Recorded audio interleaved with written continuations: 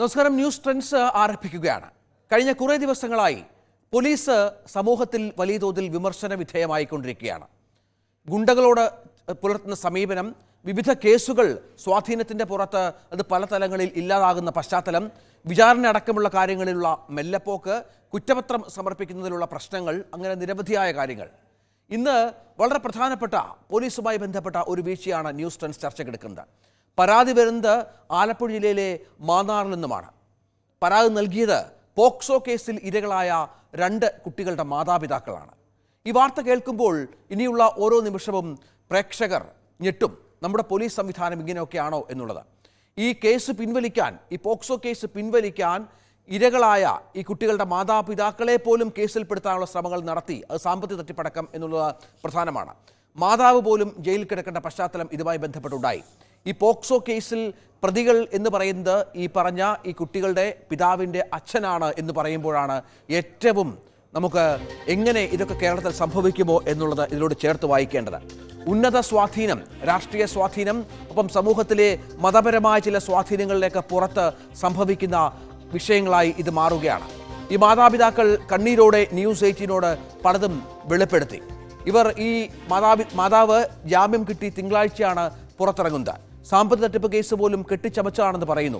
ഈ കേസ് നൽകിയിട്ടും ഈ ചൈൽഡ് ലൈനിനെ അടക്കം സ്വാധീനിച്ച് ഇതുമായി ബന്ധപ്പെട്ട യാതൊരു നടപടികളും മുന്നോട്ട് പോയിട്ടില്ല. ചില കോടതി ഇടപെടലിൽ മാത്രം ഒരു കേസിൽ വിചാരണ ആരംഭിച്ച പശ്ചാത്തലമുണ്ട്. 8ഉം 9ഉം വയസ്സുള്ള 2 പിഞ്ചു കുഞ്ഞുങ്ങൾക്കാണ് ഈ ഗതികേട് ഉണ്ടാകുന്നത് എന്നുള്ളതാണ് നമ്മൾ ചേർത്ത് വായിക്കേണ്ടത്. പോലീസ് വലുതോതിൽ ഈ വിഷയത്തിൽ ഇടപെടുന്നു. ഉന്നത സ്വാധീനമുള്ളവരുടെ സ്വാധീനത്തിൽ ഈ കേസ് ഒന്നുമില്ലതായിപ്പോയ പശ്ചാത്തലമാണ് ന്യൂസ് 18 പ്രേക്ഷകർക്ക് മുന്നിലെത്തിക്കുന്നത്. ഇതിന് പിന്നിൽ വക്കീലന്മാരടക്കം, സമൂഹത്തിൽ ഉന്നത സ്ഥാനത്തിരിക്കുന്ന അഭിഭാഷകരടക്കം ഇടപെടുകയും പലരെയും സ്വാധീനിക്കാൻ ശ്രമിക്കുകയും ചെയ്യുന്നുള്ളതും നിർണായകമായ കാര്യമാണ്. നമുക്കാദ്യം ഈ മാതാപിതാക്കളുടെ വാക്കുകളിലേക്ക് ഒന്ന് പോകാം. ഞങ്ങളുടെ പ്രതിനിധി ടോം കുര്യാക്കോസുമായി തങ്ങളുടെ അനുഭവം ഈ മാതാപിതാക്കൾ പങ്കുവച്ചു. ഇവർ ഡൽഹിയിലായിരുന്നു. ഡൽഹിയിൽ നിന്ന് അവധിക്കാലത്തേക്ക് ഈ പറഞ്ഞതുപോലെ കുട്ടികളെ ഇവരുടെ മുത്തച്ഛൻ്റെയും മുത്തശ്ശിയുടെയും അടുത്തേക്ക് വിടുന്നു. പിന്നീട് കുട്ടികളുടെ സ്വഭാവത്തിൽ ചില മാറ്റങ്ങൾ സംഭവിക്കുന്നു. തുടർന്ന് ഇവർ നാട്ടിലെത്തുമ്പോഴാണ് ഈ കുട്ടികളുടെ വായിൽ നിന്ന് തന്നെ, അവരുടെ ഡയറി കുറിപ്പുകളിൽ നിന്ന് തന്നെ ഈ കഥ, ഇത്തരത്തിൽ വലിയൊരു പീഡനത്തിൻ്റെ വിഷയം ഇവർ മനസ്സിലാക്കുന്നത്. മാതാവും പിതാവും ടോമിനോട് സംസാരിച്ചു. വാക്കുകളിലേക്ക്. പോക്സോ കേസിൽ ഇരകളായ 2 കുട്ടികളുടെ അച്ഛനും അമ്മയുമാണ് ഇപ്പോൾ എനിക്കൊപ്പമുള്ളത്. ഇവരുടെ 8ഉം 9ഉം വയസ്സുള്ള 2 പിഞ്ചു കുഞ്ഞുങ്ങളെ പീഡിപ്പിച്ചത് മുത്തശ്ശനാണ്. മുത്തശ്ശൻ്റെ പരാതിയുമായി ഇവർ, അതായത് ഈ അച്ഛനും അമ്മയും, പോലീസിനെ സമീപിച്ചു, കോടതിയിൽ സമീപിച്ചു. പിന്നീട് മുത്തശ്ശൻ്റെ അറസ്റ്റുണ്ടായി. അറസ്റ്റിന് ശേഷം 30 ദിവസം ജയിലിൽ കിടന്ന ശേഷം മുത്തച്ഛൻ, അതായത് ഉന്നത ബന്ധമുള്ള മുത്തച്ഛൻ, ജാമ്യത്തിൽ പുറത്തിറങ്ങി. ഇതിൽ ഒരു കുട്ടിയെ പീഡിപ്പിച്ച കേസിൽ മാത്രമാണ് പോലീസിന്റെ ഭാഗത്തുനിന്നും കോടതിയുടെ ഭാഗത്തുനിന്നും നടപടി ഉണ്ടായത്. മറ്റൊരു കുട്ടിയെ പീഡിപ്പിച്ച കേസിൽ ചൈൽഡ് ലൈനിന്റെ പരാതിയുണ്ട്. ആ കേസിൽ പോലീസ് അനങ്ങാപ്പാറ നയം സ്വീകരിക്കുകയാണ്. അതിനുശേഷം ഉണ്ടായ സംഭവം കേരളത്തിലെ നമ്മുടെ നിയമവ്യവസ്ഥയെ, പോലീസ് സംവിധാനത്തെ അടക്കം ലജ്ജിപ്പിക്കുന്നതാണ്.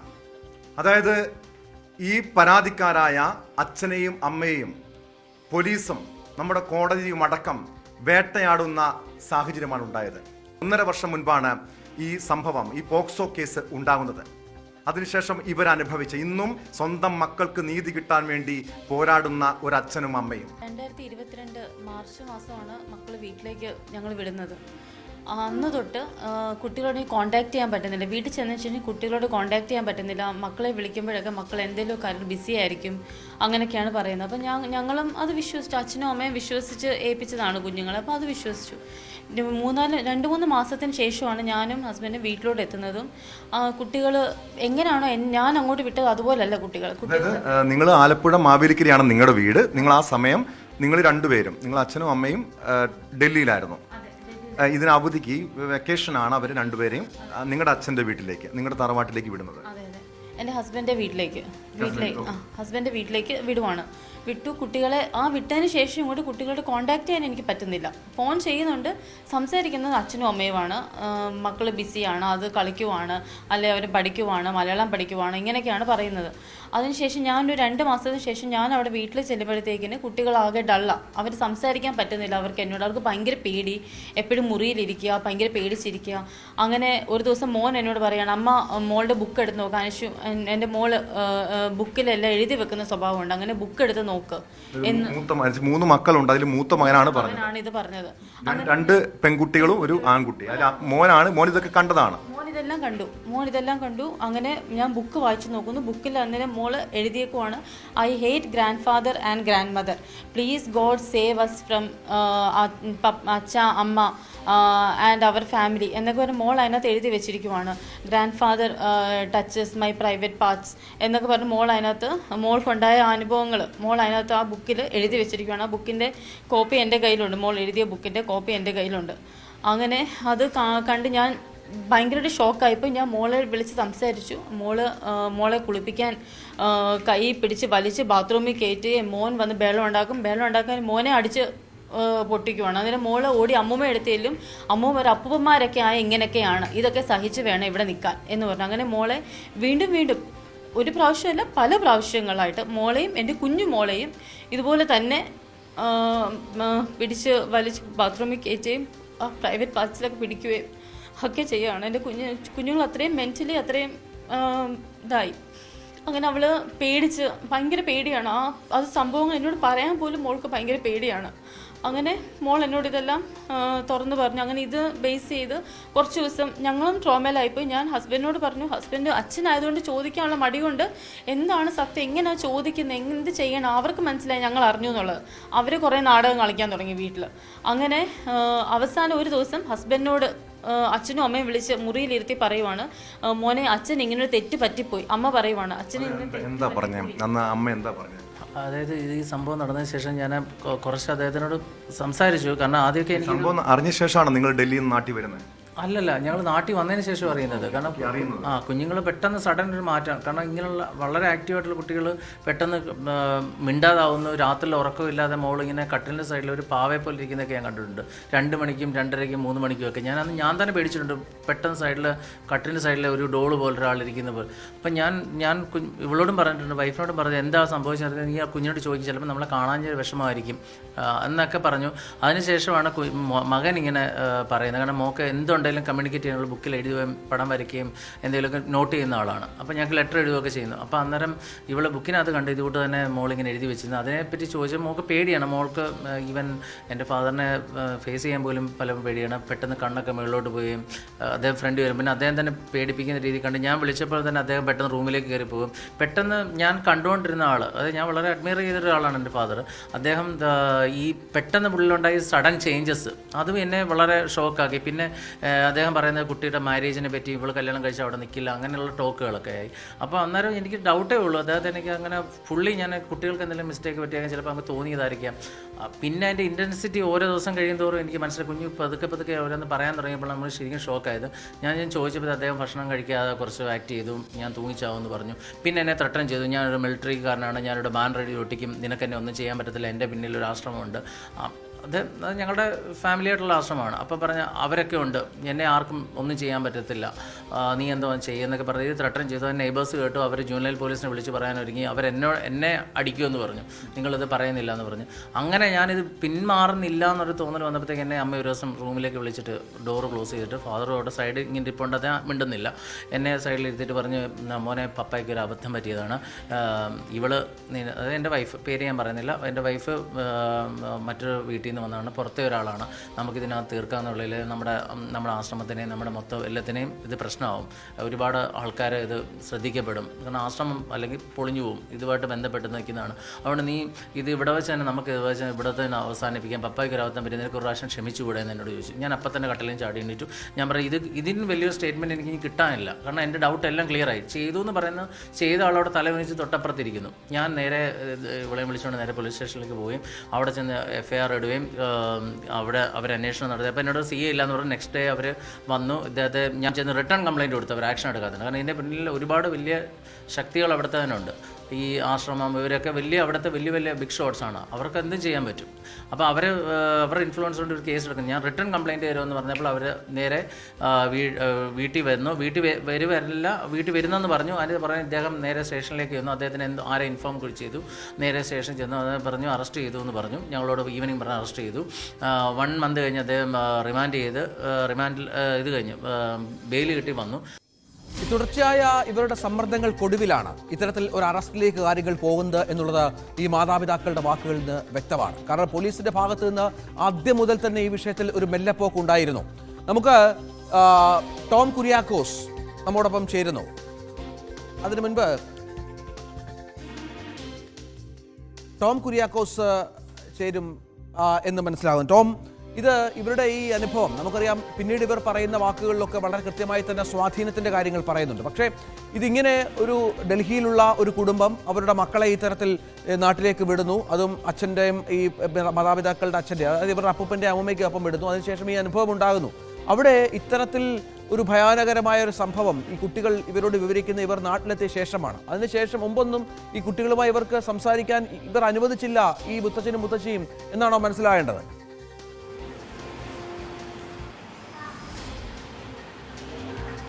രഞ്ജിത്ത്, ഈ കേസിന് ആസ്പദമായ സംഭവം നടക്കുന്നത് 2022 മാർച്ച് മുതൽ ഓഗസ്റ്റ് വരെയുള്ള കാലയളവിലാണ്. അതായത് സമ്മർ വെക്കേഷനാണ്. ഡൽഹിയിൽ നിന്നും ഈ കുട്ടികളുടെ അച്ഛനും അമ്മയും ഒരു കുടുംബസമേതം ഡൽഹിയിലാണ്. ഡൽഹിയിൽ നിന്നും ആലപ്പുഴ മാവേലിക്കരയിലെ ഇവരുടെ അച്ഛൻ്റെ വീട്ടിലേക്ക് ഇവർ അവധിക്കായി എത്തുകയാണ് മാർച്ച് മാസത്തിൽ. ഈ മാർച്ച് മുതൽ ഓഗസ്റ്റ് വരെയുള്ള കാലയളവിലാണ് ഈ കുട്ടികൾ, ഈ 2 പെൺകുട്ടികൾ, 3 കുട്ടികളാണുള്ളത്. മൂത്ത കുട്ടി ആൺകുട്ടിയാണ്. ഇളയ 8ഉം 9ഉം വയസ്സുള്ള ഇളയ 2 പെൺകുട്ടികൾ ലൈംഗിക അതിക്രമത്തിന് ഇരകളാകുന്നുണ്ട്.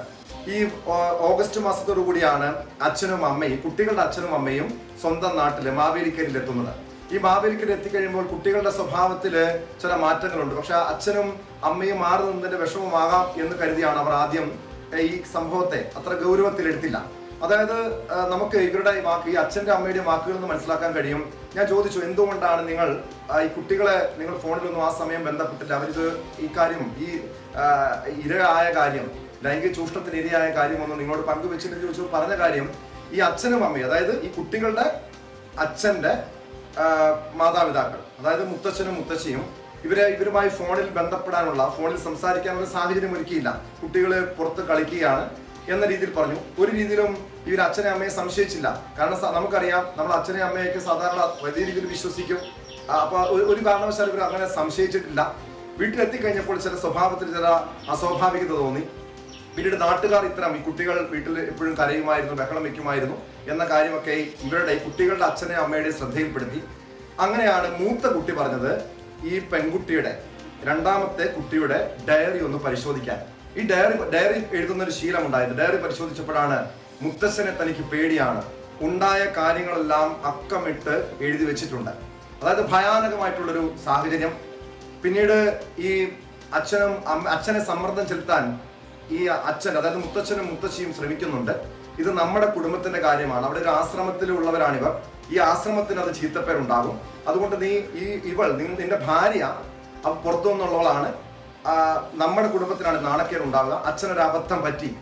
അതോടുകൂടി ഈ കുട്ടികളുടെ അച്ഛൻ ഉറപ്പിച്ചു, ഇവിടെ ഇത്തരം ഒരു സംഭവം, ഈ കുഞ്ഞുങ്ങൾ മോൾ എഴുതി വെച്ച പോലെയുള്ള ഒരു ദുരനുഭവം ഈ വീട്ടിൽ സംഭവിച്ചിട്ടുണ്ട് തന്റെ മക്കൾക്ക്. അതാണ്, അത്തരത്തിലാണ് കാര്യങ്ങൾ മുന്നോട്ട് പോയത്. അത്തരമൊരു ദുരനുഭവത്തിന്റെ കഥയാണ് ആ മാതാപിതാക്കൾ പങ്കുവച്ചത് എന്നുള്ളതാണ്. പിന്നീട് നമുക്ക് മനസ്സിലാകുന്ന കാര്യം, ഒരു ആശ്രമത്തിന്റെ പേര് ഇതുമായി ബന്ധപ്പെട്ട് പറയുകയുണ്ടായി. പക്ഷേ അതിനൊക്കെ അപ്പുറത്തായി ഈ കേസിൽ ഈ പ്രതിയുടെ അഭിഭാഷകൻ, നമുക്കറിയാം ഫെനി ബാലകൃഷ്ണൻ എന്ന അഭിഭാഷകന്റെ പേര് ഈ മാതാപിതാക്കൾ പറയുന്നു. ഫെനി ബാലകൃഷ്ണൻ നേരത്തെ പല വിഷയങ്ങളിലും വിവാദ നായകനായ ഒരു അഭിഭാഷകൻ കൂടിയാണ്. ഈ ഫെനി ബാലകൃഷ്ണൻ പലതവണ വിളിച്ച് ഇവരെ ഭീഷണിപ്പെടുത്തിയ പശ്ചാത്തലം ഉണ്ടായി. ഈ അമ്മയെ കള്ളക്കേസിൽ കുടുക്കിയതിന് പിന്നിൽ പോലും ഫെനി ബാലകൃഷ്ണനാണ് എന്നാണ് ഈ മാതാപിതാക്കൾ ഈ പറഞ്ഞതുപോലെ ആരോപിക്കുന്നത്. ഈ ഫെനി പലതവണ ഇവരെ ഫോണിൽ വിളിച്ചു, ഈ കേസിൽ നിന്ന് പിന്മാറണമെന്ന് ആവശ്യപ്പെട്ടു. പിന്നീടും സമ്മർദ്ദം ചെലുത്തി പലതവണ ഇതുമായി ബന്ധപ്പെട്ട് ശ്രമങ്ങൾ നടത്തിയതായി ഇരകളുടെ മാതാപിതാക്കൾ ന്യൂസ് 18നോട് പറഞ്ഞു. അവരുടെ വാക്കുകളിലേക്ക്. ഇദ്ദേഹത്തിൻ്റെ ഓപ്പോസിഷൻ ലോയർ എൻ്റെ വൈഫിനെ ഈ സംഭവം ബെയിൽ കിട്ടിയതിനെ വിളിച്ചിട്ട് പറഞ്ഞു ഇതിൽ നിന്ന് പിന്മാറണം, ഇദ്ദേഹത്തിനെ ഈ കേസിന് കുറ്റമുക്തനാക്കിയാണ് കോടതി വിട്ടിരിക്കുന്നത്, നിങ്ങൾ ഈ നാടും വീടും വിട്ടുപൊയ്ക്കണം. ഞാൻ ഏത് വക്കീലത്? ആ വക്കീലിൻ്റെ പേര് ഫെനി ബാലകൃഷ്ണൻ എന്നാണ്. അയാളെ വിളിച്ചിട്ട് പറഞ്ഞു എൻ്റെ വൈഫിന് 21 കോൾ ചെയ്തു. 21 കോളിൻ്റെ റെക്കോർഡ്സ് ഞാൻ ഇപ്പം സാറിൻ്റെ കൊടുത്തിട്ടുണ്ട്. ആ കോൾ റെക്കോർഡ്സ് ഉണ്ട്. അച്ഛനെ അറസ്റ്റ് ചെയ്തായിരുന്നു?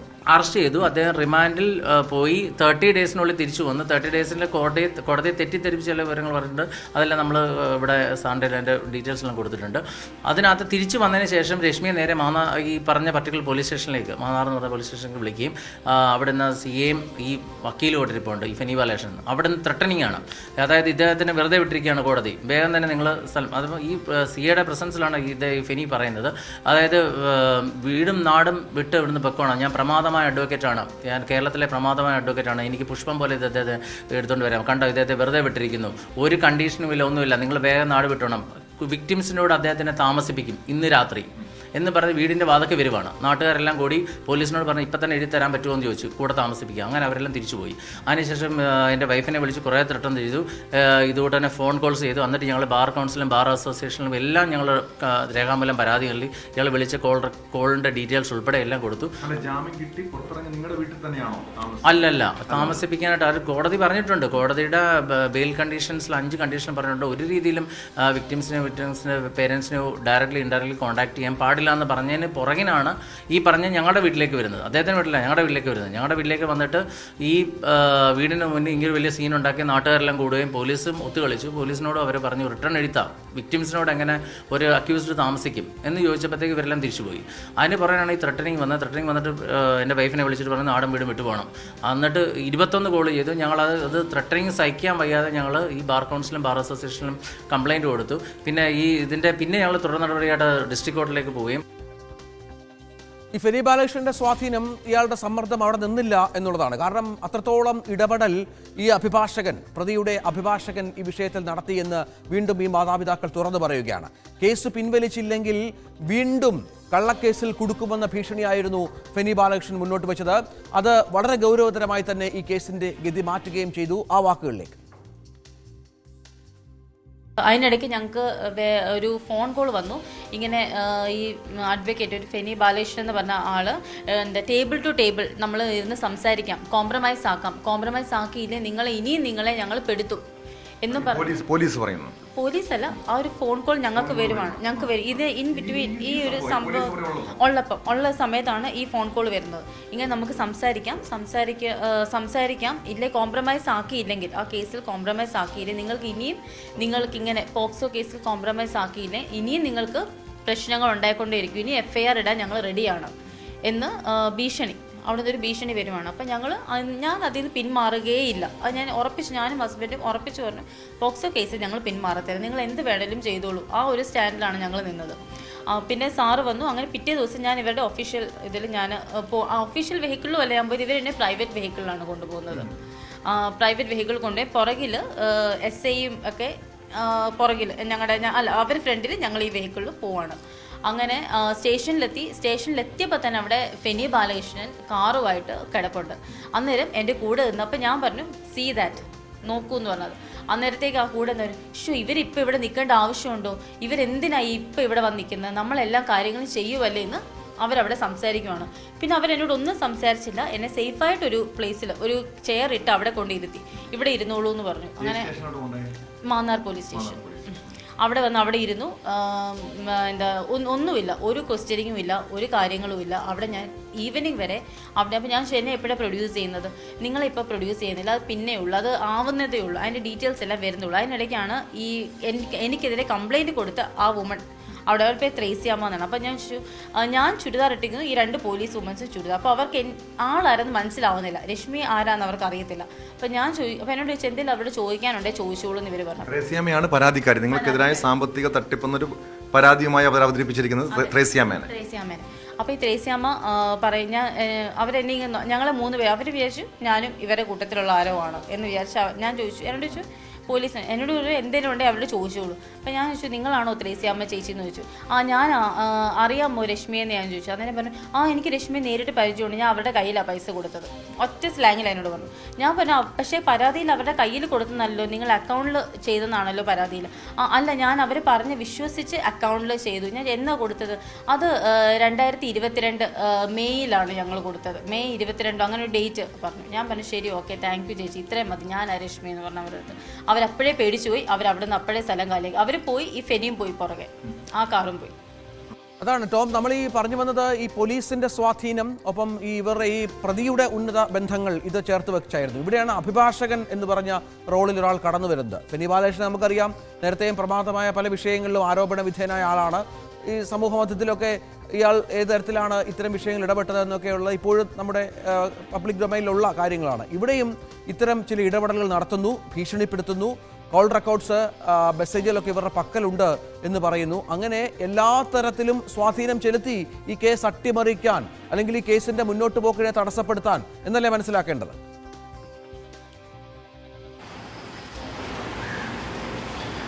തീർച്ചയായും നമ്മൾ പറഞ്ഞു നിർത്തിയത് രഞ്ജിത്ത്, ഈ മാന്നാർ പോലീസില് ഈ മാതാപിതാക്കൾ ഈ പോക്സോ കേസ്, അതായത് കുട്ടികൾ, ഈ മൂത്ത കുട്ടി, അതായത് മൂത്ത പെൺകുട്ടി പീഡനത്തിന് ഇരയായതുമായി ബന്ധപ്പെട്ട് പോലീസ് സ്റ്റേഷനിൽ പരാതി കൊടുക്കുന്നു. പിന്നീട് ഈ മുത്തച്ഛന്റെ അറസ്റ്റ് ഉണ്ടാകുന്നു. 30 ദിവസത്തോളം ജയിലിൽ കിടക്കുന്നു.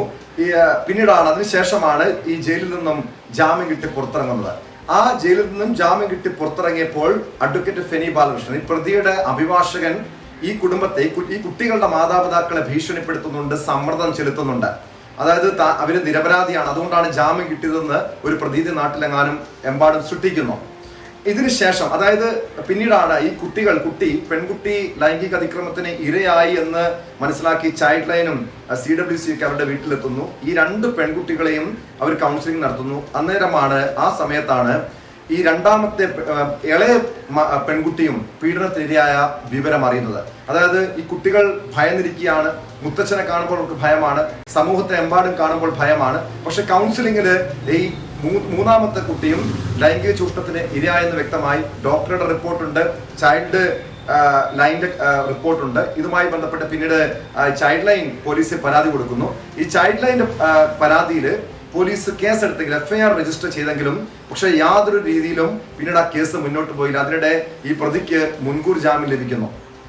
അതായത് ഇപ്പോഴും ഈ കഴിഞ്ഞ ദിവസവും ചൈൽഡ് ലൈൻ ഇതുമായി ബന്ധപ്പെട്ട് ഈ കേസിന്റെ സ്റ്റാറ്റസ് എന്താണെന്ന് ചോദിച്ചുകൊണ്ട് ആലപ്പുഴ ജില്ലാ പോലീസ് മേധാവിയെ സമീപിച്ചെങ്കിലും യാതൊരു മറുപടിയും കിട്ടിയില്ല എന്നാണ് മനസ്സിലാക്കാൻ കഴിയുന്നത്. അതായത് കേസ് അട്ടിമറിക്കാനുള്ള പല ശ്രമങ്ങളും ഉണ്ടായി.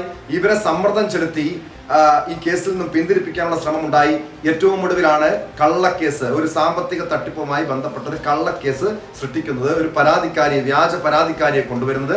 അതേ തുടർന്ന് ഈ മാസം 8-ാം തീയതി, അതായത് ഈ മെയ് 8-ാം തീയതി ഇവരുടെ വീട്ടിലെത്തുന്നു. ഇവർ ആലപ്പുഴയിൽ നിന്നും എറണാകുളത്തേക്ക് താമസം മാറിയിരിക്കുകയാണ്. അതായത് ഈ പ്രതിയുടെയും മറ്റുള്ളവരുടെയും ഭീഷണിയും സമ്മർദ്ദവും കാരണം എറണാകുളം കേസുമായി ബന്ധപ്പെട്ട കേസിന്റെ നടത്തിപ്പുമായി ബന്ധപ്പെട്ട് ഇവർ തിരിച്ച് ഡൽഹിയിലേക്ക് പോയിട്ടില്ല. ഇവർ ഇപ്പോൾ എറണാകുളത്തുണ്ട്. എറണാകുളത്തെ ഫ്ലാറ്റിലാണ് താമസിക്കുന്നത്.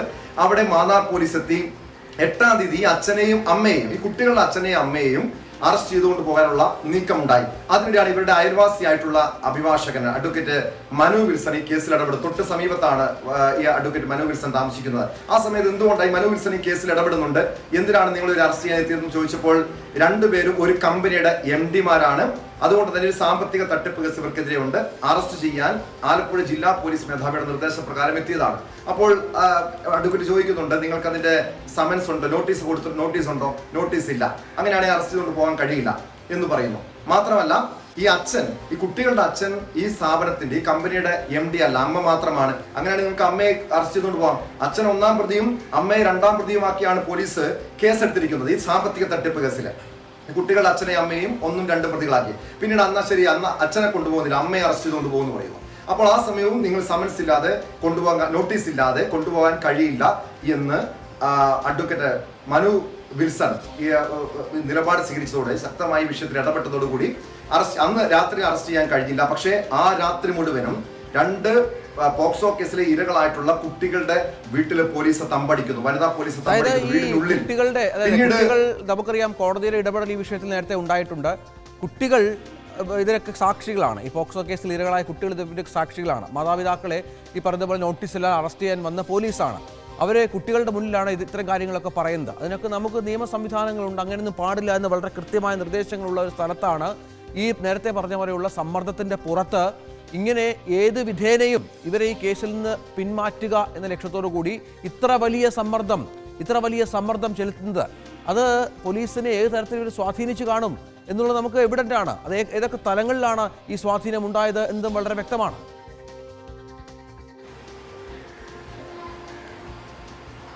തീർച്ചയായും, കാരണം അതൊക്കെ പരിശോധിക്കേണ്ടതാണ്. അഡ്വക്കേറ്റ് ഫെനി ബാലകൃഷ്ണന്റെ മാത്രം ഇടപെടലല്ല, മറ്റു ഉന്നത ഇടപെടൽ ഉണ്ടാകാം. അതല്ലെങ്കിൽ ഒരു പോക്സോ കേസ് അട്ടിമറിക്കുന്നതിന് വേണ്ടി, പരാതി പിൻവലിക്കുന്നതിന് വേണ്ടി ഈ രീതിയിലുള്ള സമ്മർദ്ദം എങ്ങനെ ഉണ്ടാകുന്ന ചോദ്യം ബാക്കിയാണ്. കാരണം ഈ മുത്തശ്ശൻ, കുട്ടികളുടെ മുത്തശ്ശൻ പ്രതിയായിട്ടുള്ള വ്യക്തി മുൻ സൈനിക ഉദ്യോഗസ്ഥനാണ്. അയാൾക്ക് വലിയ ബന്ധങ്ങളുണ്ട്.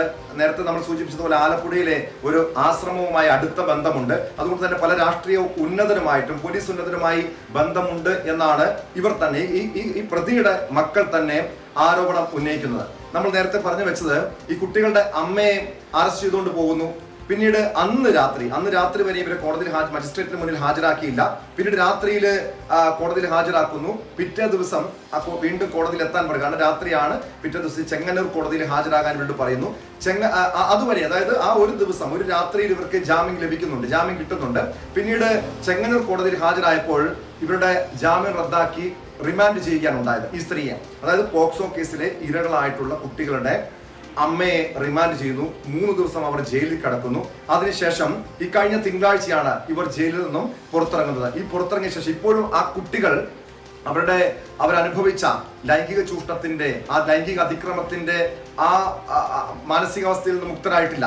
അതേ തുടർന്ന് അവരുടെ അച്ഛനെയും അമ്മയും ഭീഷണിപ്പെടുത്തുന്നുണ്ട്. അവരുടെ വീട്ടിൽ പ്രതിയെ അതിക്രമിച്ച് കയറാൻ ശ്രമിക്കുന്നുണ്ട്. പ്രതിയുടെ ഗുണ്ടകളുടെ ഭാഗത്തു നിന്ന് അതിക്രമം ഉണ്ടാകുന്നുണ്ട്. പിന്നാലെയാണ് സ്വന്തം അമ്മയെ പോലീസ് അറസ്റ്റ് ചെയ്തുകൊണ്ട് പോകുന്നത് കാണേണ്ടി വന്നത്. ഇപ്പോഴും അതിന്റെ ഞെട്ടലിലാണ്, അതിന്റെ മാനസികമായി വലിയ തകർന്നിരിക്കുന്ന അവസ്ഥയിലാണ്. ഇതുവരെ ഇതുമായി ബന്ധപ്പെട്ട് നമുക്കറിയാം 2, 8, 9 വയസ്സായ 2 കുട്ടികളെ പീഡിപ്പിച്ച ഒരു കേസാണ് ഇത്. ഇതുവരെ പക്ഷേ ഇതിൽ വിചാരണ ആരംഭിച്ചത് ഒരു കേസിൽ മാത്രമാണ്. ചൈൽഡ് ലൈനിന് ഇവർ നേരിട്ട് പരാതി നൽകിയിരുന്നു. ഇവരോട് പലപ്പോഴും ചൈൽഡ് ലൈൻ പ്രവർത്തകർ പറഞ്ഞത് പോലീസ് ആവശ്യമായ ഡോക്യുമെന്റ്സ് നൽകുന്നില്ല, അന്വേഷണത്തോട് ഒരു വിധത്തിലും സഹകരിക്കുന്നില്ല എന്ന് പറയുന്നു. അതായത് ഈ ചൈൽഡ് ലൈൻ നൽകിയ പരാതിയിൽ ഇതുവരെ യാതൊരു നടപടിയുമില്ല. ഇതാണ് വ്യക്തമാകുന്നത്. അതാണ് ഈ പോക്സോ കേസുമായി ബന്ധപ്പെട്ട് നമ്മുടെ നിയമ സംവിധാനം, നമ്മുടെ സമൂഹം വളരെ ഗൗരവതരമായി ഈ വിഷയങ്ങളെ കാണുമ്പോഴും, പോക്സോ കേസുകളെ കാണുമ്പോഴും ഇത്തരം ഇടപെടലുകൾ, സ്വാധീനങ്ങൾ സംഭവിക്കുന്നു. അത് ഈ കേസുകൾ അട്ടിമറിക്കാൻ ഇടയാകുന്നു എന്നതിന് ഉത്തമ ഉദാഹരണമാണ് ഈ അമ്മയുടെ വാക്കുകൾ. അതിലേക്ക് ഇതിനുശേഷം, അതായത് സംഭവം നടന്ന് 1.5 വർഷം കഴിഞ്ഞു. ഇതിനുശേഷം ഈ അമ്മയെ, അതായത് 2 കുട്ടികളുടെ, ഈ ഇരകളായിട്ടുള്ള 2 കുട്ടികളുടെ അമ്മയെയും അച്ഛനെയും കഴിഞ്ഞ ദിവസം കൊച്ചിയിലെ ഫ്ളാറ്റിലെത്തി അറസ്റ്റ് ചെയ്യാൻ ആലപ്പുഴയിൽ നിന്നും പോലീസ് സംഘം എത്തുന്നു. അവിടെയാണ് ശ്രദ്ധിക്കേണ്ടത്, ഈ പോലീസ് ആർക്കു വേണ്ടിയാണ് ഇവരെ അറസ്റ്റ് ചെയ്യാൻ എത്തിയത്, എന്തിനു വേണ്ടി എത്തി, എന്താണ് ആ കേസിന്റെ പശ്ചാത്തലം, അക്കാര്യം കൂടി അറിയണം. കഴിഞ്ഞ ദിവസം എന്നാണ് ഈ ആലപ്പുഴ പോലീസ് നിങ്ങൾ കൊച്ചിയിലെ ഫ്ലാറ്റിലെത്തി, അതിന്റെ സാമ്പത്തിക തട്ടിപ്പുമായി ബന്ധപ്പെട്ടു അങ്ങനെ ഒരു കേസാണ്. അത് എന്നാ സംഭവം? എനിക്ക് സാമ്പത്തിക തട്ടിപ്പിനെ പറ്റി എനിക്ക് ആ ആളെ അറിയില്ല, കംപ്ലൈന്റിനെ അറിയില്ല, എനിക്കൊരു കാര്യം അതിനെപ്പറ്റി ഡീറ്റെയിൽസ് ഒന്നും എനിക്കറിയില്ല. അവർ ഇതേപ്പറ്റി ഒന്നും എന്നോട് പറയുന്നില്ല. എന്നാ സംഭവം ഉണ്ടാകുന്നത്? വ്യാഴാഴ്ചയല്ല, ബുധനാഴ്ചയാണ് അവർ ഞങ്ങളുടെ ഫ്ലാറ്റിൽ വരുന്നത്. ലാസ്റ്റ് വെനസ്ഡേ അവർ ഒരു 5 o'clock കൂടി അവർ ഫ്ലാറ്റിൽ വരികയും വന്ന് വളരെ സീക്രട്ടായിട്ട് വന്ന്, എന്നാൽ അവർ അറസ്റ്റ് ചെയ്യും അങ്ങനെയുള്ളതില്ല. ഞങ്ങളെ വന്ന് പറഞ്ഞു, കുഞ്ഞുങ്ങളെ CWCയിലാക്കണം, നിങ്ങൾ 2 പേരും ഇപ്പം വരണം, നിങ്ങൾക്കെതിരെ വലിയൊരു കംപ്ലൈൻറ്റ് ഉണ്ട്, ഇങ്ങനെ നിങ്ങൾ ആരുടെയോ പൈസ വാങ്ങിച്ചിട്ടുണ്ട്, അവരവിടെ ഇരിപ്പുണ്ട്, SP-ക്ക് ഇപ്പം നിങ്ങളെ കാണണം, ഇപ്പം ഞങ്ങൾക്ക് പ്രൊഡ്യൂസ് ചെയ്യണം. എന്ന് എസ്പിയുടെ നിർദ്ദേശപ്രകാരമാണ് വന്നേക്കുന്നത്. പ്രകാരമാണ് വന്നിരിക്കുന്നത്. ഇത്തരം കാര്യം ഇവർ പറഞ്ഞു. അപ്പോൾ നമ്മൾ പെട്ടെന്ന് ഇത് കേൾക്കുമ്പോൾ എന്താ സംഭവം ഞങ്ങൾക്ക് അറിയില്ല. ഒന്നും ഇവരൊരു പേപ്പർ ഞങ്ങളെ കാണിക്കുന്നില്ല. എന്നാൽ അറസ്റ്റ് മെമ്മോ ഉണ്ടോ? അതില്ല. ഒരു പേപ്പർ ഞങ്ങളെ കാണിക്കുന്നില്ല.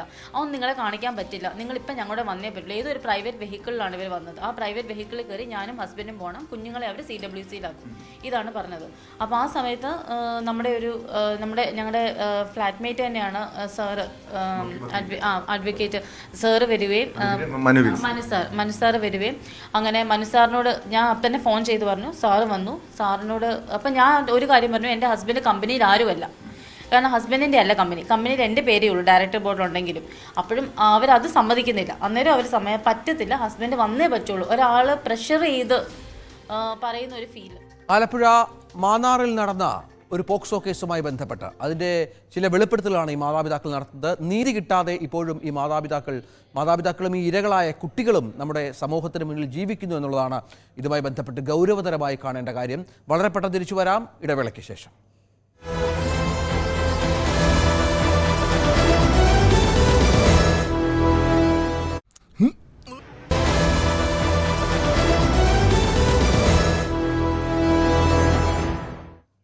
പോലീസിനൊപ്പം നമ്മുടെ കോടതികളെയും ഒരുപക്ഷെ ഇത്തരത്തിൽ സ്വാധീനിച്ചു എന്ന ആരോപണവും ഈ മാതാപിതാക്കൾ മുന്നോട്ട് വെക്കുന്നുണ്ട്. മജിസ്ട്രേറ്റിനെ പോലും ഈ ഉന്നത ബന്ധമുള്ള പ്രതികൾ സ്വാധീനിച്ചു എന്നാണ് ആക്ഷേപം. ജാമ്യം കിട്ടിയ കേസിൽ പോലും ജയിലിൽ കിടക്കേണ്ടി വന്ന പശ്ചാത്തലം ഒരുങ്ങിയത് ഇങ്ങനെയാണ്.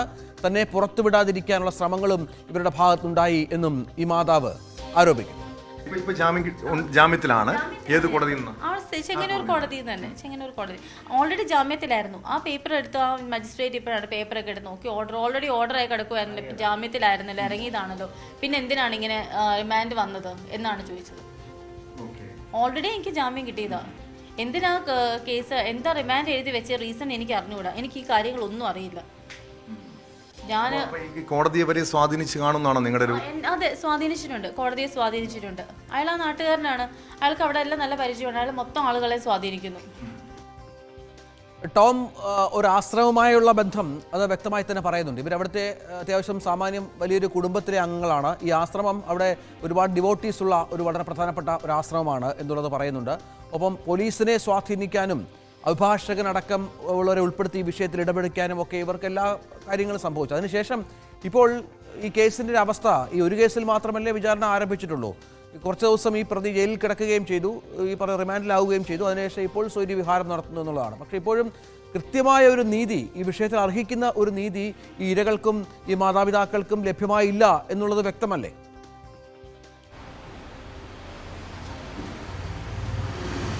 തീർച്ചയായും രഞ്ജിത്ത്, കാരണം നമുക്കറിയാം ഈ സംഭവം ഉണ്ടാകുന്നത് 2022 മാർച്ച് മുതൽ ഓഗസ്റ്റ് വരെയുള്ള കാലയളവിലാണ്. പിന്നീടാണ് ഇദ്ദേഹത്തിന്റെ അറസ്റ്റ് ഉണ്ടാകുന്നത്. പക്ഷേ ഇത് കുട്ടിയുടെ ഈ പീഡനത്തിനിരയായ കുട്ടികളുടെ മുത്തച്ഛനാണ് പ്രതി എന്നുള്ളത് കൊണ്ട് തന്നെ അന്ന് മാധ്യമങ്ങൾക്ക് ഈ വാർത്ത റിപ്പോർട്ട് ചെയ്യുന്നതിന് ചില പരിമിതികളുണ്ട്. നമുക്കറിയാം ഇത്തരം ഈ കുട്ടികളുടെ ഐഡന്റിറ്റി വെളിപ്പെടുത്തുന്നതുമായി ബന്ധപ്പെട്ട് ചില പരിമിതികൾ ഉള്ളത് കൊണ്ട് തന്നെയാണ് ആ കേസ് അന്ന് മാധ്യമങ്ങൾ റിപ്പോർട്ട് ചെയ്യപ്പെടാതെ പോയത്.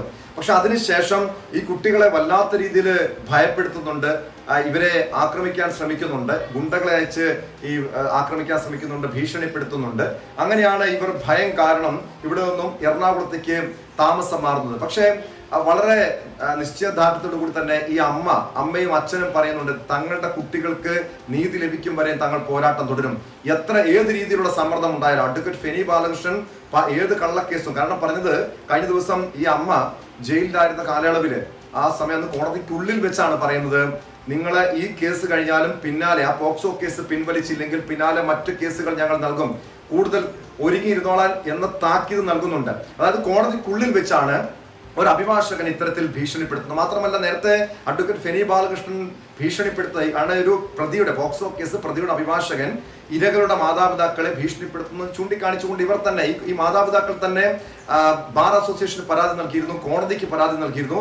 അതിനുശേഷവും അഡ്വക്കേറ്റ് ഫെനി ബാലകൃഷ്ണന്റെ ഭാഗത്തു നിന്ന് തുടർച്ചയായി ഭീഷണി ഉണ്ടാകുന്നു എന്ന് മാത്രമല്ല, അഡ്വക്കേറ്റ് മനു വിൽസൺ അദ്ദേഹം ഈ കേസിൽ ഇടപെട്ട ഒരാളാണ്, ഈ ഇരകൾക്കായി നിൽക്കുന്ന ഒരാളാണ്. അഡ്വക്കേറ്റ് മനു വിൽസൺ, താങ്കൾക്ക് ഈ വിഷയത്തിന്റെ ഗൗരവം, ഇതിന്റെ ഒരു നമ്മുടെ സമൂഹത്തിൽ ഇത്തരം പോക്സോ കേസുകൾക്ക് ഒരുപാട് പ്രാധാന്യം കൊടുക്കുന്ന നിയമ സംവിധാനമാണ് എന്നാണ് മനസ്സിലാകുന്നത്. ഇരകളാക്കപ്പെട്ടവർക്ക് ഈ നീതി ലഭിക്കുന്നില്ല അർഹമായ നീതി ലഭിക്കുന്നില്ല എന്നാണ് ഇവരുടെ വാക്കുകളിൽ നിന്ന് വ്യക്തമാകുന്നത്. താങ്കൾക്ക് ഈ കേസിന്റെ ഒരു ഗൗരവ സ്വഭാവം അത് മനസ്സിലായത് എപ്പോഴാണ്? ഞാൻ താമസിക്കുന്ന എന്റെ തന്നെയാണ്. വ്യക്തമല്ല. താങ്കളെ ഫോണിൽ വിളിക്കാമെന്ന് കരുതുന്നു. ആ സൂമിന് ചില സാങ്കേതിക പ്രശ്നങ്ങളുണ്ട്, അതിൻ്റെ ശബ്ദം വ്യക്തമല്ല എന്നാണ് മനസ്സിലായത്. ഏതായാലും ടോം തൊടുന്നുണ്ട്. ടോം പറഞ്ഞു വെച്ചത് പ്രധാനപ്പെട്ട കാര്യം അതാണ് ഫെനി ബാലകൃഷ്ണനെ പോലെയുള്ള ആളുകളുടെ ഇടപെടൽ. ഈ കേസ് നമ്മുടെ നിയമ സംവിധാനങ്ങൾ അത് നിയമത്തിൻ്റെ വഴിക്ക് പോകട്ടെ എന്ന് കരുതുന്നതിനപ്പുറം ഇത്തരം സ്വാധീനങ്ങളിലൂടെ ഈ കേസിൽ നിന്ന് ഇവരെ പിൻവലിപ്പിക്കാൻ ശ്രമിക്കുന്നത് ഈ കേസിൻ്റെ ഗൗരവ സ്വഭാവം മനസ്സിലാക്കിയിട്ട് തന്നെയാണ്. ഇത് മുന്നോട്ട് പോയാൽ ഏതൊക്കെ തരത്തിൽ ഈ പ്രതികൾക്ക് പ്രശ്നമുണ്ടാകുമെന്ന് മനസ്സിലാക്കിയിട്ടാണ്. അപ്പോഴാണ് കൃത്യമായ വഴികളിലൂടെ പോകാതെ ഈ വളഞ്ഞ വഴി സ്വീകരിക്കുന്നത്. അത് പണത്തിൻ്റെ സ്വാധീനമാകാം, ഭീഷണിപ്പെടുത്തലാകാം, രാഷ്ട്രീയ സ്വാധീനമാകാം, ഈ പറഞ്ഞതുപോലെ മതപരമായ ചില സ്വാധീനങ്ങൾ ചെലുത്തിയാകാം. അത്തരം എല്ലാ തരത്തിലുള്ള തന്ത്രങ്ങളും ഈ പ്രതികൾ ഈ വിഷയത്തിൽ സ്വീകരിച്ചു എന്നാണ് ഈ മാതാപിതാക്കളുടെ വാക്കുകളിൽ നിന്ന് വ്യക്തമാകുന്നത്.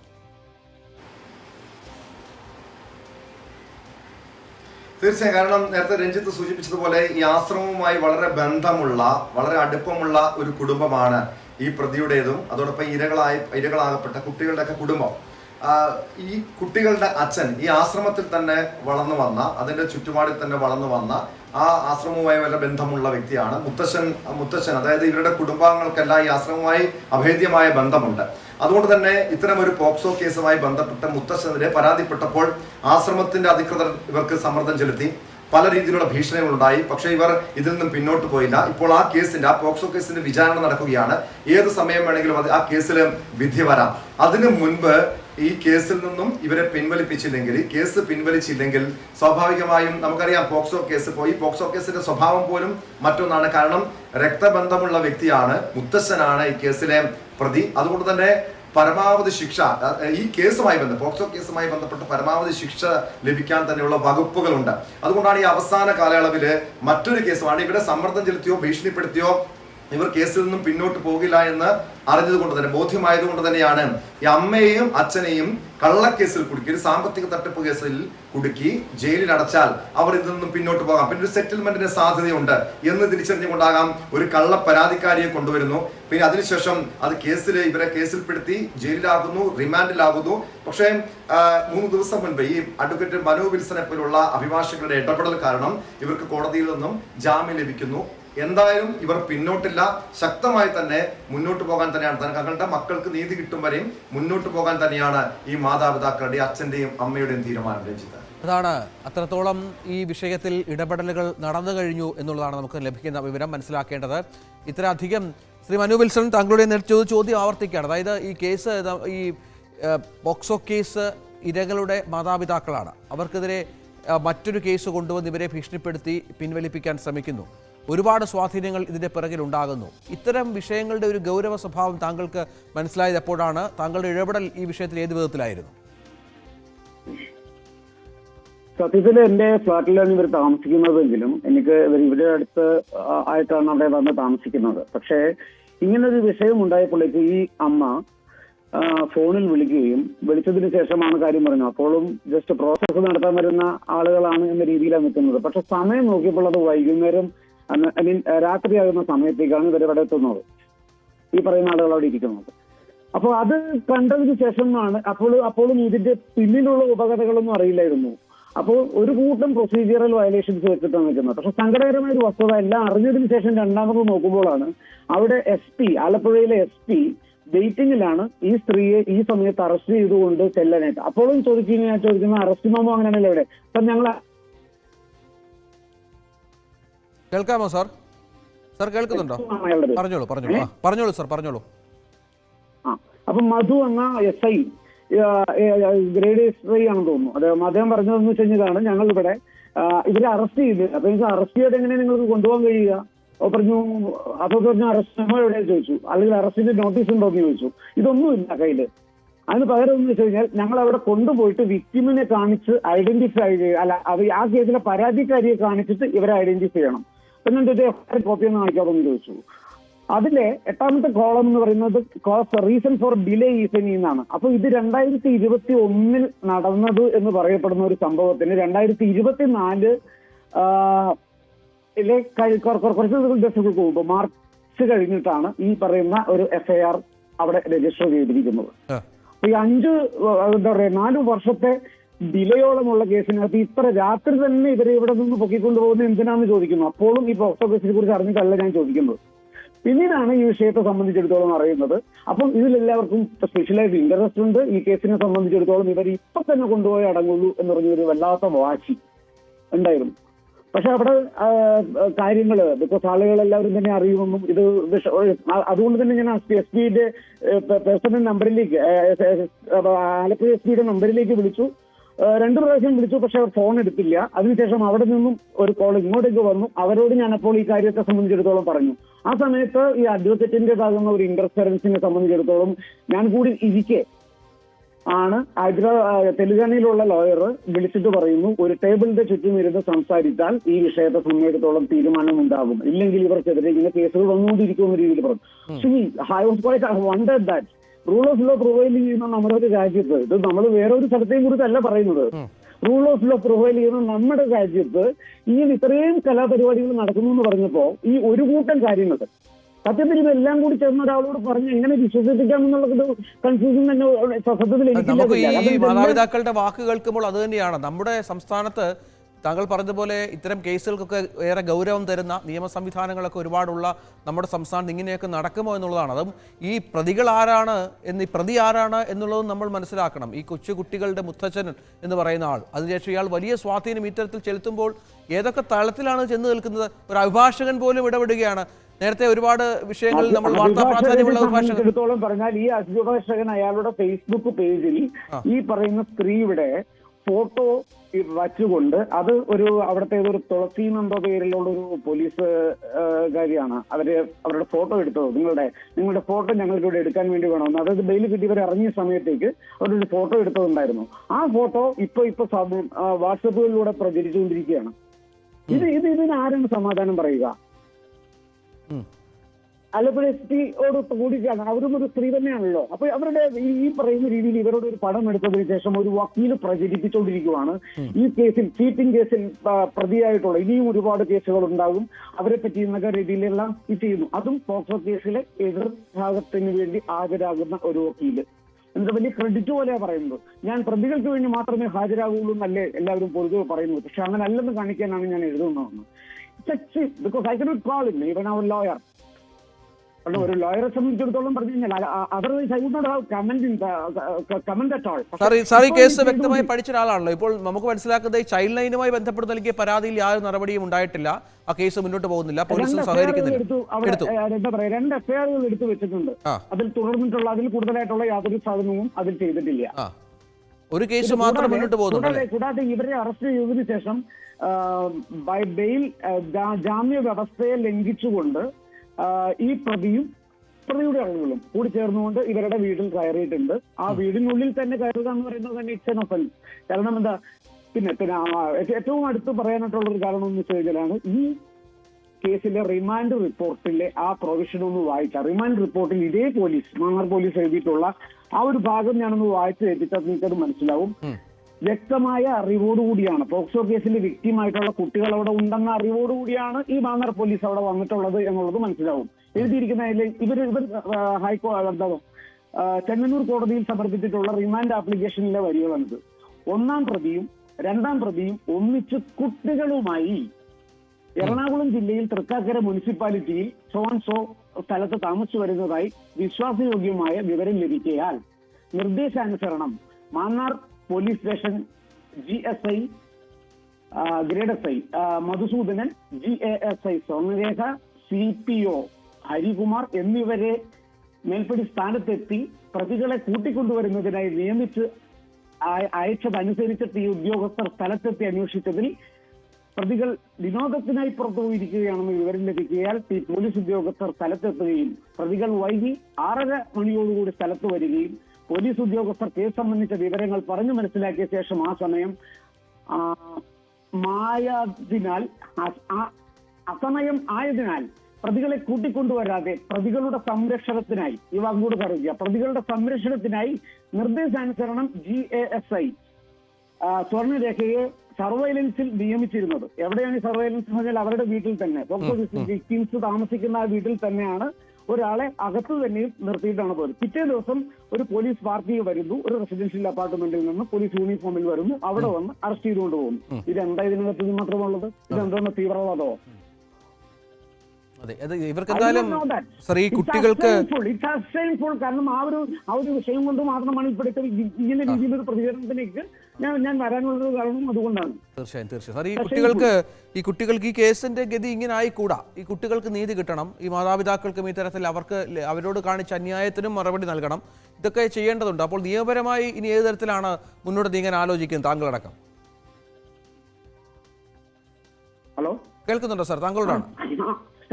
അല്ല, ഈ കേസിലേക്ക് ഏത് എക്സ്റ്റെന്റ് വരെയും പോകും. കാരണം എന്താണെന്ന് വെച്ച് കഴിഞ്ഞാൽ ഒരു എന്താ പറയുക, ഒരു കൂട്ടം ആളുകൾ ചേർന്ന് തകർക്കാൻ ശ്രമിച്ചാൽ അങ്ങനെ തകർന്നു പോകേണ്ടതെന്നാണോ നമ്മുടെ കേരളത്തിന്റെ ഇതാകുന്നിട്ടുള്ള ഒരു പാരമ്പര്യവും അല്ലെങ്കിൽ നമ്മളുടേതാകുന്ന ഒരു അന്തസ്സും എല്ലാം അങ്ങനെ ചോർന്നു പോകേണ്ടതാണോ? ഇത് സത്യത്തിൽ എനിക്കും ഐ ഫീൽ അഷെയിം ഓഫ്.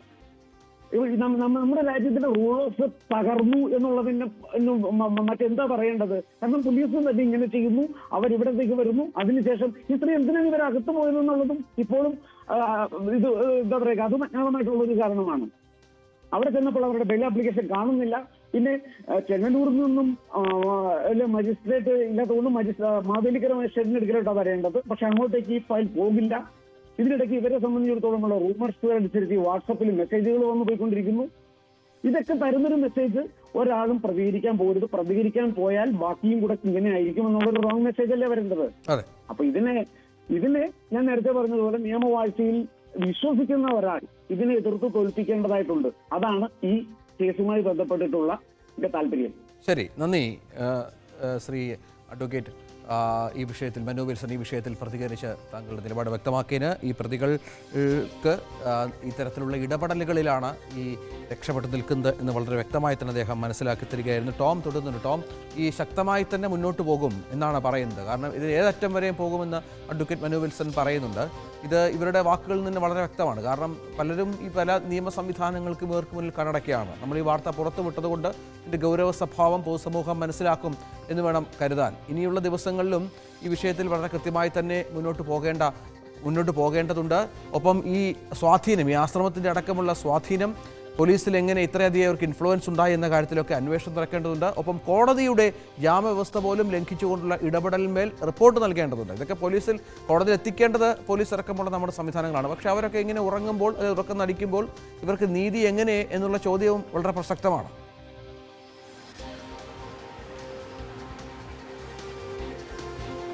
തീർച്ചയായും രഞ്ജിത്ത്, അഡ്വക്കേറ്റ് മനു വിൽസൺ സൂചിപ്പിച്ചതുപോലെ നമ്മുടെ പോലീസ് സംവിധാനം തന്നെ എത്ര അവരുടെ അധികാര ദുർവിനിയോഗം നടത്തുന്നു എന്നതിന്റെ പ്രധാനപ്പെട്ട തെളിവാണ് നമുക്ക് ഈ ആലപ്പുഴ മാവേലിക്കരയിലെ പോക്സോ കേസും അതേ തുടർന്നുണ്ടായിട്ടുള്ള ഈ വ്യാജ സാമ്പത്തിക തട്ടിപ്പ് കേസിലും ഒക്കെ കാണാൻ കഴിഞ്ഞത്. ഇവിടെ പല രീതിയിലുള്ള അട്ടിമറികൾ ഈ കേസിൽ നടത്താനുള്ള ശ്രമങ്ങൾ ഉണ്ടായിട്ടുണ്ട്. പ്രതിയുടെ ഭാഗത്തുനിന്നുണ്ട്, പോലീസിന്റെ ഭാഗത്തുനിന്നുണ്ട്. ഇവിടെ നമ്മൾ ശ്രദ്ധിക്കേണ്ടത് ഈ പോക്സോ കേസും അതോടൊപ്പം തന്നെ ഈ സാമ്പത്തിക തട്ടിപ്പ് കേസും അന്വേഷിച്ചത് ഒരേ പോലീസാണ്, ആലപ്പുഴ മാന്നാർ പോലീസാണ്. പക്ഷേ ഈ മാന്നാർ പോലീസ് ഈ പോക്സോ കേസ്, സാധാരണ നമുക്കറിയാം പോക്സോ കേസ് രജിസ്റ്റർ ചെയ്ത് കഴിഞ്ഞാൽ, അത് റിപ്പോർട്ട് ചെയ്ത് കഴിഞ്ഞാൽ 24 മണിക്കൂറിനുള്ളിൽ പ്രതിയെ പിടികൂടണം. പ്രതിയെ പിടികൂടി കഴിഞ്ഞാൽ ജാമ്യം ലഭിക്കാനുള്ള വകുപ്പില്ല. പക്ഷേ ഇവിടെ 30 ദിവസത്തിന് ശേഷം പ്രതിക്ക് ജാമ്യം ലഭിക്കുന്നു. മറ്റ് 2 പോക്സോ കേസുകൾ, അതായത് ചൈൽഡ് ലൈൻ നൽകിയിട്ടുള്ള മറ്റ് 2 പോക്സോ കേസുകളുണ്ട്. ഇവരുടെ ഇളയ കുട്ടിയെ പീഡിപ്പിച്ചതുമായി ബന്ധപ്പെട്ട കേസ്. ആ കേസിൽ ഇതുവരെയും, കാരണം നമ്മുടെ ആലപ്പുഴ റിപ്പോർട്ട് ശരണ്യ സ്നേഹിജൻ ആലപ്പുഴ SP-യുമായി ബന്ധപ്പെട്ടു. SP നൽകിയ വിവരം ആദ്യത്തെ 3 പോക്സോ കേസ് ഉണ്ട് എന്നത് വസ്തുതയാണ്. അതിൽ 1 പോക്സോ കേസിൽ പ്രതിയെ അറസ്റ്റ് ചെയ്തു, പിന്നീട് റിമാൻഡ് ചെയ്തിരുന്നു. മറ്റ് 2 പോക്സോ കേസുകളിൽ അന്വേഷണം നടക്കുകയാണെന്നാണ് ആലപ്പുഴ SP പറഞ്ഞത്. അതായത് സാധാരണ ഇത്തരം പോക്സോ കേസ്, അതും ഒരു കുടുംബത്തിനകത്ത് ഒരു കുട്ടി, പ്രായപൂർത്തിയാകാത്ത കുട്ടികൾ പീഡനത്തിനിരയായി കഴിഞ്ഞാൽ ഇപ്പോൾ കഴിഞ്ഞ 1.5-2 വർഷത്തോളമായി ആ കേസിൽ അന്വേഷണം നടക്കുകയാണെന്ന് പോലീസ് പറയുന്നു.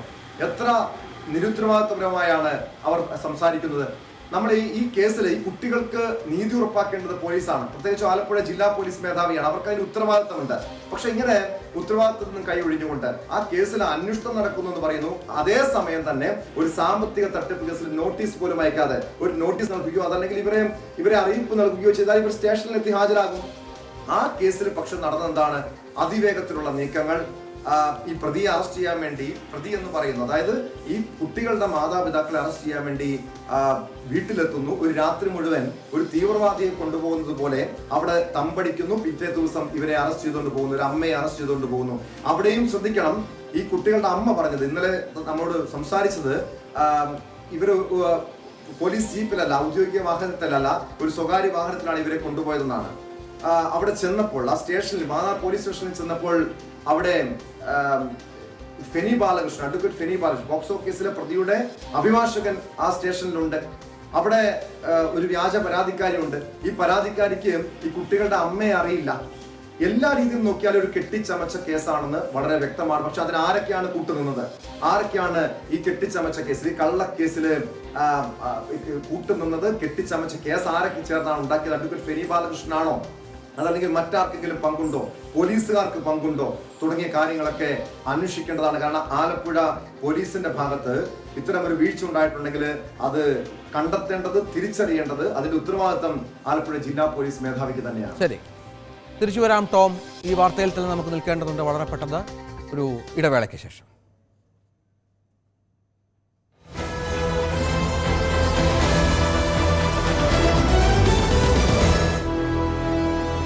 പൊൻകതിർ പുട്ട് സോഫ്റ്റ്